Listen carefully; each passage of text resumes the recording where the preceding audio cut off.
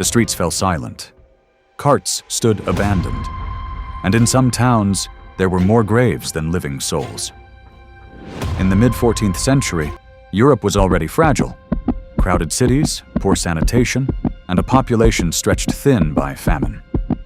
Trade routes connected distant lands, bringing spices, silk, and something far more deadly. No one knew it yet, but a disaster was already moving silently across continents, hidden in the fur of rats and the bites of fleas. It began in the 1340s. Ships arriving at European ports carried more than goods. They carried a disease that spread with terrifying speed.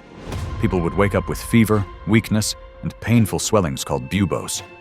Within days, many were dead. Entire households vanished almost overnight. Fear spread faster than the illness itself. Some believed it was divine punishment. Others blamed outsiders, leading to violence and persecution that only deepened the tragedy. Then came the moment that changed everything. As the plague reached major cities like Florence, Paris, and London, the scale of death became impossible to ignore. Records describe mass graves, deserted villages, and a breakdown of order. In some areas, half the population was gone. The world people knew, its routines, its beliefs, its sense of stability, collapsed under the weight of loss. What made it even more terrifying was the randomness. The rich and poor, the young and old, no one was truly safe. But the consequences didn't end with the dying. In the years that followed, Europe began to transform. With fewer workers, surviving laborers suddenly had more bargaining power. Wages rose. Feudal systems began to weaken. Land once tightly controlled became available. In a strange and tragic way, the plague reshaped the economic and social structure of Europe, setting the stage for long-term change. Yet there's a darker truth often overlooked. While the Black Death was devastating, it wasn't just a natural disaster. It was also amplified by human conditions.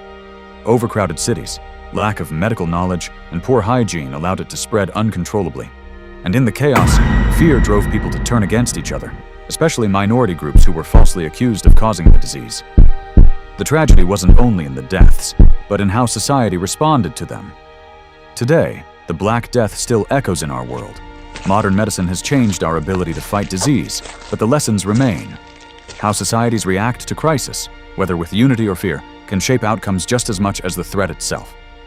The pandemic didn't just test the human body, it tested human behavior. And that brings us back to the silence of those empty streets. It wasn't just a moment in history, it was a warning.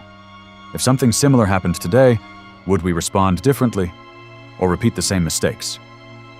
If you found this story insightful, consider liking, sharing your thoughts in the comments, and subscribing for more real, fact-based historical stories. And if you want to understand what came after this collapse, the rebirth of Europe, and the rise of a new world, watch the next video on your screen.